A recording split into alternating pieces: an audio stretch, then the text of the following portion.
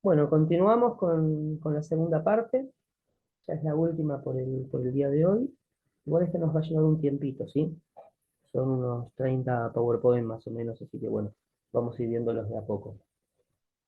Seguimos con el mismo tema, que es el tema de la unidad uno, la última parte de la unidad uno, accesos vasculares venosos. Ya hablamos de accesos vasculares, un poco de neonatología, pero bueno, pediatría en general, ¿no? Siempre. Objetivos, tenemos, ¿no? Identificar los factores que determinan la elección del acceso vascular, identificar las características de los sitios disponibles para punción, identificar los elementos necesarios para realizar el procedimiento, identificar la importancia de los métodos de fijación. Esto vamos a ir viéndolo de a poco, igualmente, ¿sí?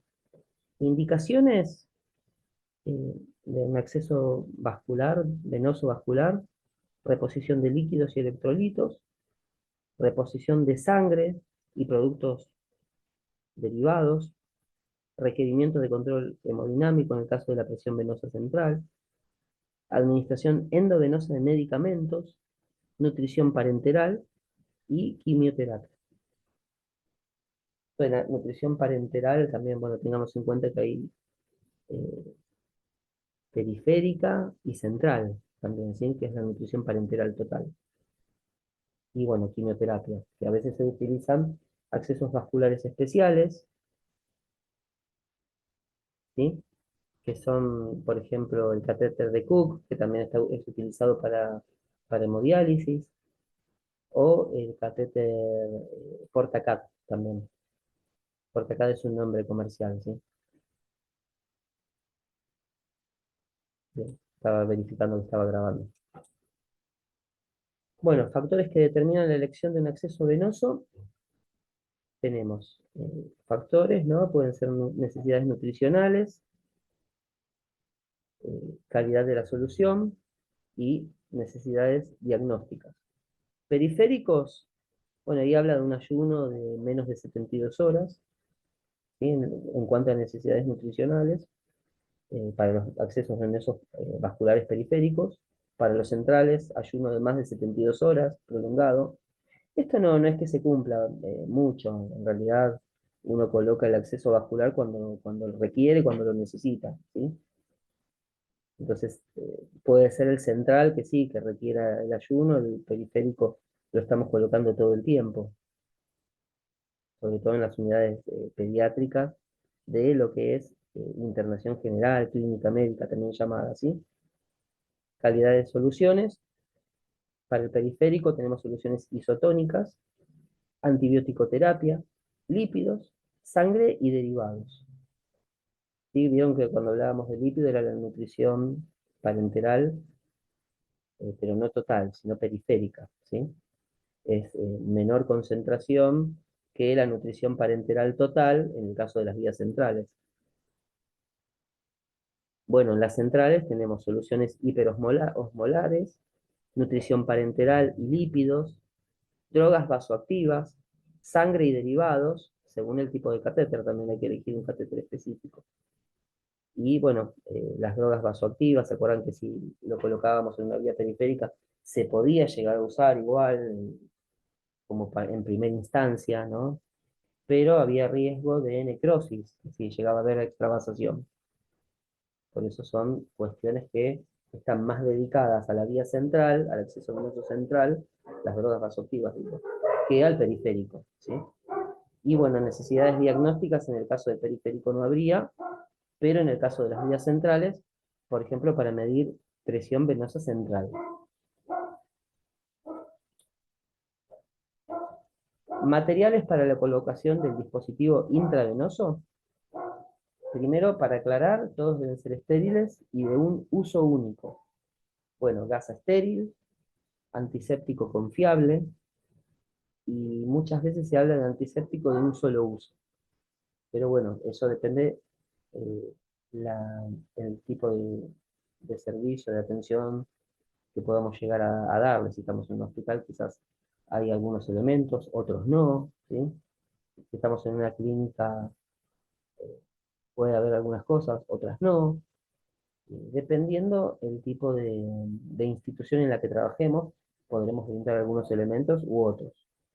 Pero bueno, básicamente es esto, ¿no? Gas estéril, antiséptico confiable, guantes estériles, camisolín, gorro, barbijo, campo estéril.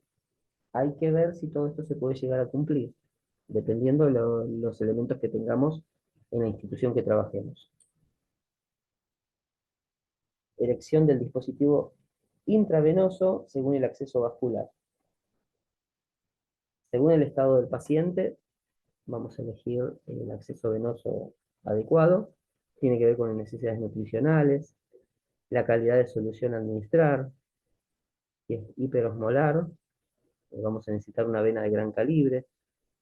Si es necesidades diagnósticas, ya sabíamos que la vía periférica no servía, íbamos a la central para, para medición de la presión venosa central. Bueno, también los factores de riesgo relacionados al procedimiento, el diámetro del vaso a utilizar según el sitio de punción, ¿sí? Según el sitio de punción va a ser un diámetro mayor o menor para colocar la vía de acceso vascular. Catéter venoso periférico, se utilizan agujas de acero, preferentemente cuando el tiempo de colocación es corto, y después catéter de teflón se asocia con menor infiltración. Esto ya habíamos nombrado la famosa Butterfly, ¿no? Que es que es una aguja de acero, tiene dos alitas al costado plásticas que ayudan para tomar el catéter y poder hacer la punción en el ángulo adecuado, ¿sí? Y es para punciones de tiempo corto. Supongamos coloco la Butterfly, paso la medicación y ya puedo retirarla, ¿sí? Ya el catéter de teflón, que se asocia con menor infiltración porque tiene puede producir menos riesgo de una flebitis mecánica, tendría, ¿no? Por el tipo de consistencia del material.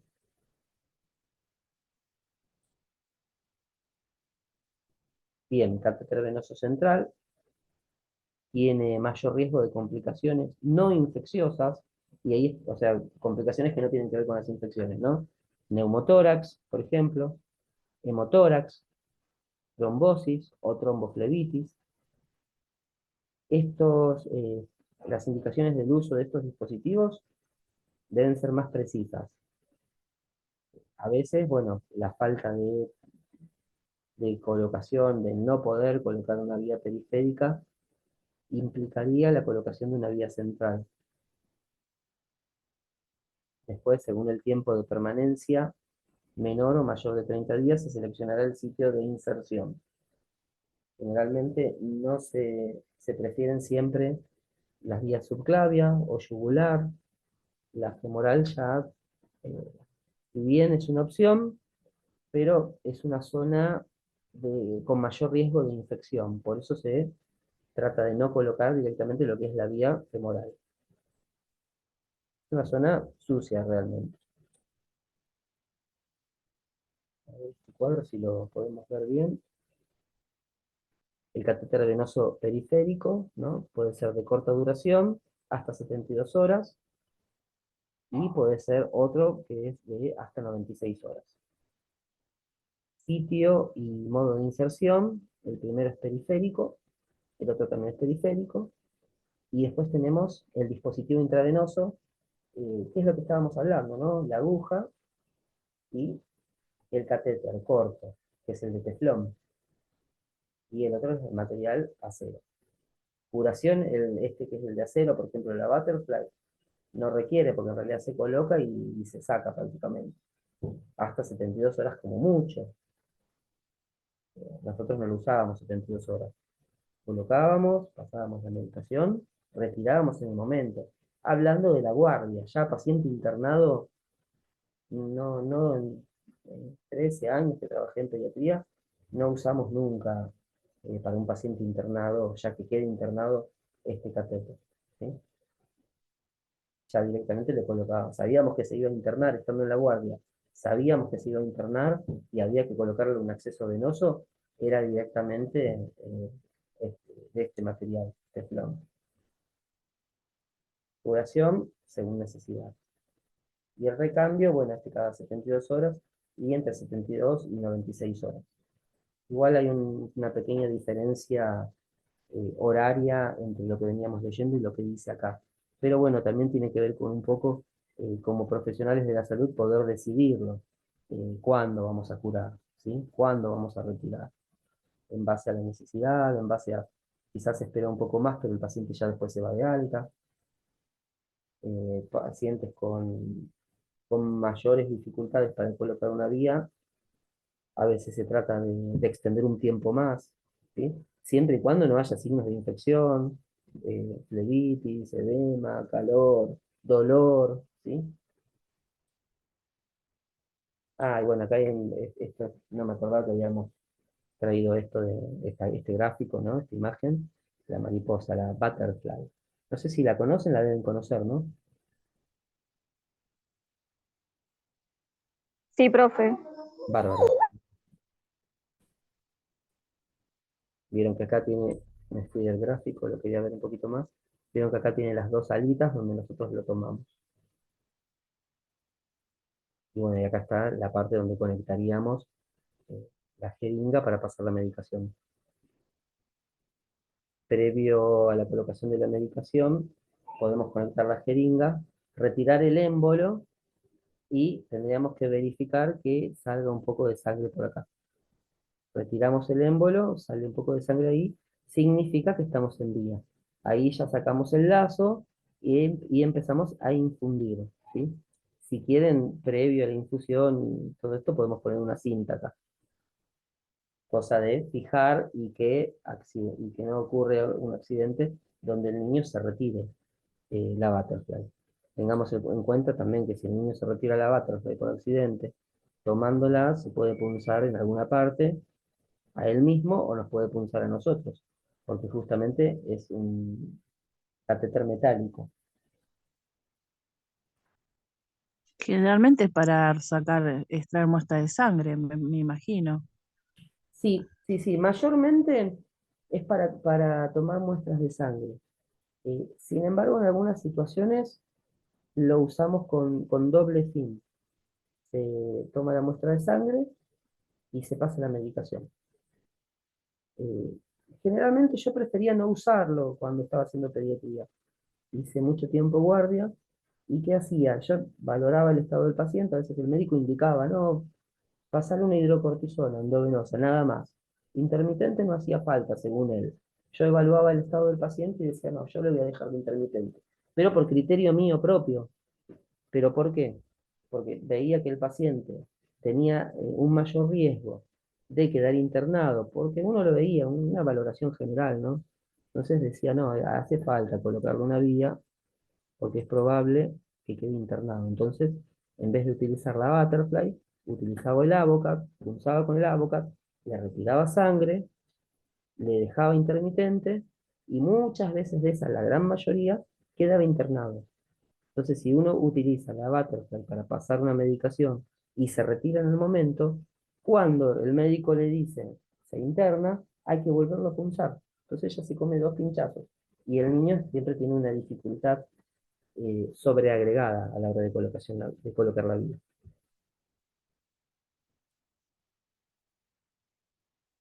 Bueno, acá un poco técnica de colocación de una aguja.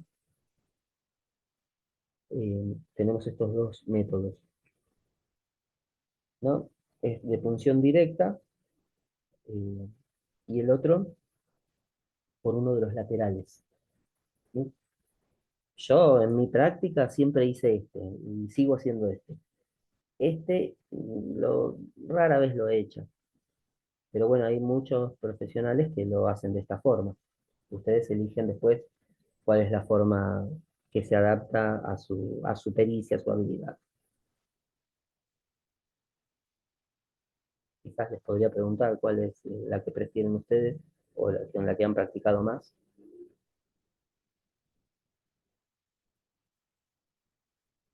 La directa, pero hay compañeras que usan la que entran por lateral. Claro, Ya, sí. ya tiene su técnica. Sí, cada uno tiene sus mañas, vamos a decir. Yo también la directa, siempre. El lateral raro que lo haya hecho, pero he visto gente que lo hace. Así que bueno, les cuento que quedan 7 minutos y vamos a proceder de la misma forma. Se corta, esperamos esos minutitos, yo entro y les mando el mensaje que entré. Pero igual sigamos por ahora. Introducción de un catéter, bueno, acá otros gráficos también, ¿no? Fíjense el punto, bueno, acá de forma como corresponde, ¿no? El catéter se introduce junto con el mandril, ¿no? Acá no lo dice. El catéter y la aguja se introducen juntas, lo llama aguja. Bien, se introduce en el vaso, después el punto C, se extrae la aguja y se termina de progresar el catéter o ya queda colocado. Acá lo que hicieron es por etapas, como yo lo hacía así. Lo hacía porque hace rato no coloco vías porque estoy en otro servicio que no es atención directa al paciente. Entonces, punzaba, entraba la primer parte del Avocat, ¿no? Una vez empezaba a llenarse la cámara de sangre, empezaba a separar las dos partes, ¿no? Separaba la aguja del catéter.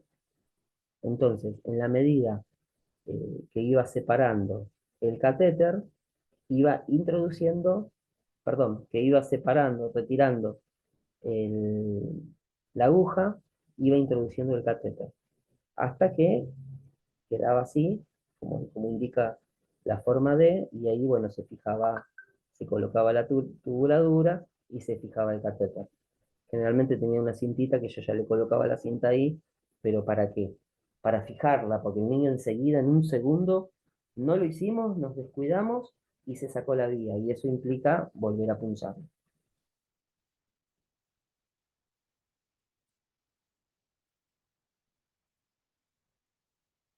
Bien.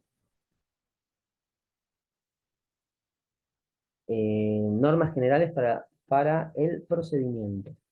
Lavado de manos antiséptico, preparación de la piel, uso de guantes estériles, fijación del dispositivo, control de la permanencia del dispositivo intravenoso y manipulación posterior.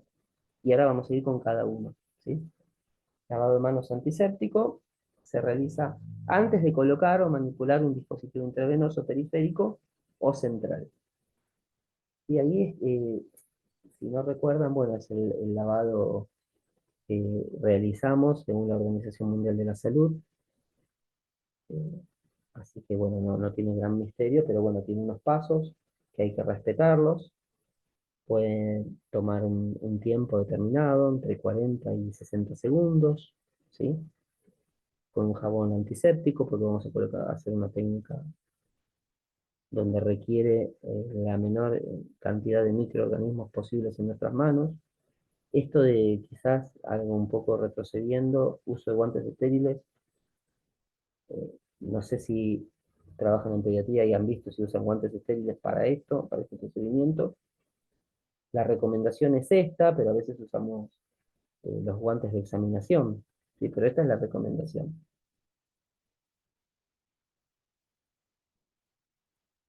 Así que bueno. Después, bueno, se realiza, ya está, esto lo dijimos, preparación de la piel. Se recomienda una limpieza exhaustiva de la piel con solución de clorexidina antes de la colocación del catéter, ¿no? Se usa la solución antiséptica, también puede ser, povidón al 10%, con gas estéril y movimiento circular, desde el centro hacia la periferia. Acá dice técnica de caracol, técnica espiralada, también llamada, ¿no? En espiral de adentro hacia afuera. De esa forma se retiran los microorganismos al exterior. Y hay que respetar el tiempo de secado, que es de 1 minuto. Si no seca, no se hace, no es una buena limpieza de la zona. Uso de guantes estériles. Para realizar el procedimiento, bueno, gorro, barbijo, colocación de catéteres centrales. Si no van a colocar un catéter central, o sea, si no vamos a asistir, o quien lo hace, ¿no? Que es el médico, el catéter central, la colocación, él tendría que utilizar el médico gorro y barbijo, ¿sí? Gorro, barbijo, bueno, acá nos está faltando los camisolinos también. el camisolín, el campo estéril, ya no tanto para la vía periférica. Bien. Bueno, de esta forma evitamos, ¿no?, el riesgo de la introducción de microorganismos al torrente sanguíneo o incluso algún tipo de flebitis, ¿sí?, bacteriemia, sepsis, introducción de los microorganismos al torrente sanguíneo, produciríamos esto, bacteriemia y sepsis. Cómo fijar el dispositivo, ¿no? Ahí hay que dejar visible la zona por encima del sitio de inserción. De esta forma podemos detectar flebitis, infiltración. Ahí habíamos hablado, ya había nombrado el nombre comercial, ¿no? El Tegader, que es el nombre comercial, pero bueno, el nombre sin ser comercial es apósito transparente. Y se utiliza mucho. Antes se fijaba de otra forma, ¿no? Antes no existía eso y le poníamos la gasita con pantalón, no sé si se acuerdan, no sé si lo llegaron a ver, la famosa gasita pantalón que ya venía cortada, de esterilización, y nosotros, bueno, lo colocábamos.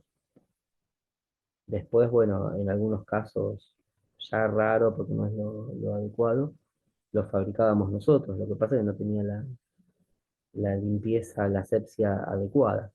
O sea, lo adecuado era que esa gasita venía cortada, preparada como para colocarla nosotros. Pero bueno, ahora ya no se usa más nada de esto, se utiliza más que nada el pegador, ¿sí? Y por fuera se puede poner una cinta como para que sostenga y evitar que el niño se lo arranque accidentalmente, porque con el pegador es muy fácil que el niño se lo arranque. Incluso se hacen fijaciones un poco más